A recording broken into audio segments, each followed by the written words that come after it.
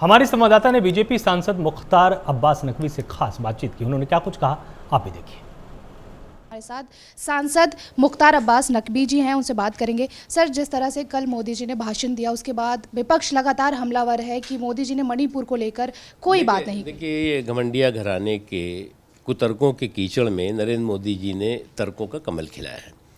और जिस तरह से इस कुनबे ने कोशिश की थी कि नरेंद्र मोदी जी की धाक और धमक को धूमिल करें, तो धाक और धमक को धूमिल करने की धूर्ततापूर्ण धुन भी उनकी धूल धूसरित हुई है, क्योंकि उनके पास तर्क नहीं थे, तथ्य नहीं थे, मुद्दे उनके पास थे नहीं। हताशा और निराशा में, डिफीट के डिप्रेशन में अभी भी वो बाहर नहीं निकल पा रहे हैं।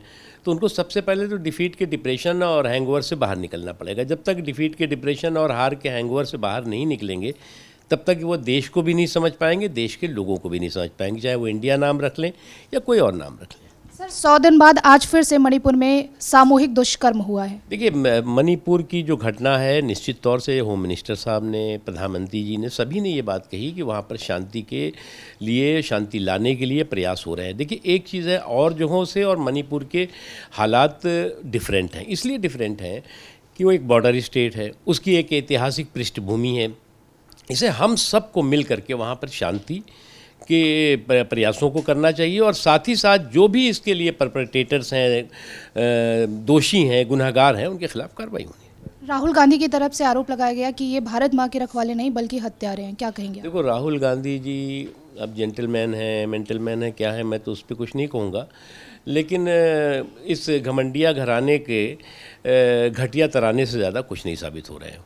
और उनके पास पूरी तरह से एक तर्कों की कंगाली है। जब तर्कों की कंगाली होती है तो व्यक्ति को तर्कों का मवाली बन जाता है। स्थिति वो है उनकी। एक आखिरी सवाल कि मुख्य चुनाव आयोग को लेकर केंद्र सरकार की तरफ से याचिका दायर की है, क्या कहेंगे? कई देश में रिफॉर्म हुए हैं इलेक्टोरल में, आप अगर देखें तो सोशल, इकोनॉमिक, एजुकेशनल रिफॉर्म हुए हैं, एडमिनिस्ट्रेटिव रिफॉर्म हुए हैं, इलेक्ट्रल रिफॉर्म हुए हैं। उस रिफॉर्म की दृष्टि से अब आपको मालूम होगा कि लगभग 95 करोड़ इस देश में मतदाता हैं। वैसे तो आबादी 140 करोड़ है, लेकिन मतदाता लगभग 95 करोड़ है। लगभग 6 नेशनल पार्टीज़ हैं, लगभग 50 से ज़्यादा जो है वो रीजनल पार्टीज़ हैं, 2500 से ज़्यादा जो है वो रजिस्टर्ड पार्टीज़ हैं। दुनिया का सबसे बड़ा लोकतंत्र है।